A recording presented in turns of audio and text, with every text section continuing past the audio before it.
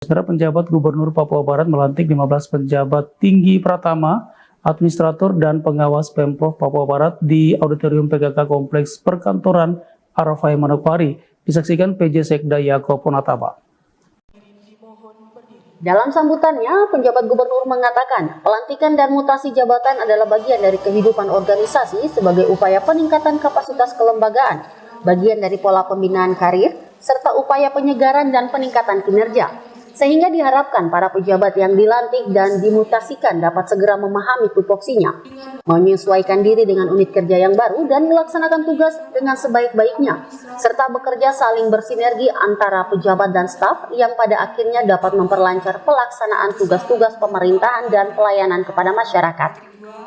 Paulus Waterpau juga meminta para pejabat yang baru dilantik agar memperhatikan dan mempelajari aturan dasar pelaksanaan tugas mulai dari peraturan gubernur, peraturan daerah hingga undang-undang agar mempermudah dan memperlancar tugas yang diemban sekaligus menghindari diri dari permasalahan hukum. Dipromosikan pada jabatan yang baru untuk segera memahami tugas pokok, peran fungsinya, kemudian juga menyesuaikan diri dengan unit kerja yang baru dan melaksanakan tugas dengan sebaik-baiknya, bekerja saling bersinergi antara pejabat dan staf yang pada akhirnya diharapkan dapat memperlancar pelaksanaan tugas-tugas pemerintahan dan pelayanan publik. Hadirin yang saya hormati, selaku pejabat pembina kepegawaian, saya perlu menegaskan pada saudara yang baru saja dilantik bahwa jabatan merupakan amanah yang tidak terlepas dari cobaan, tetapi juga tantangan dan juga godaan. Ini memang kata orang ketika pada posisi tertentu itu angin juga makin kencang, bertiup dari utara, dari selatan, dari timur, dari barat dan lain sebagainya. Jadi bagaimana caranya kita untuk tetap aman dan selamat dalam rangka mempertahankan kedudukan jabatan itu? Salah satu kuncinya adalah bekerja berdasarkan tugas pokok, peran dan fungsi saudara. Itu saudara jalankan yang baik, pasti saudara aman. Dan kalau saudara sudah mulai berpikir tentang kepentingan, saudara sudah mulai berpikir tentang hal-hal yang lain yang ada urusannya dengan itu persoalan bagi saudara. Dan itu bila terjadi nanti sebuah keputusan, maka saudara harus terima menjadi sebuah evaluasi bersama. Ya, itu kira-kira. Untuk itu saya berharap agar dapat melaksanakan amanah dan kepercayaan ini dengan sebaik-baiknya. Perlu juga disadari bahwa dengan kedudukan yang tinggi, maka ada tanggung jawab yang besar pula yang harus dilaksanakan.